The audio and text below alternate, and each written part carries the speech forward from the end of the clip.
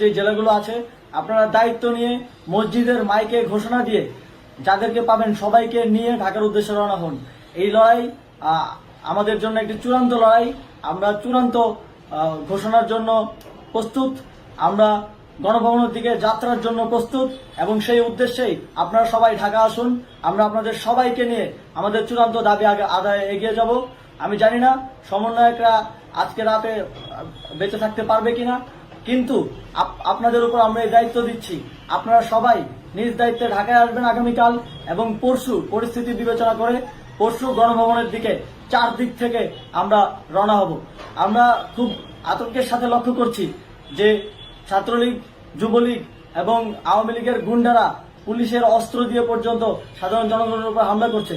কিন্তু একটি সুখের খবর হচ্ছে সারা দেশের বিভিন্ন স্থানে সেনাবাহিনী ছাত্র জনতার পক্ষে দাঁড়িয়েছে। আবার কিছু কিছু জায়গায় যেমন মিরপুর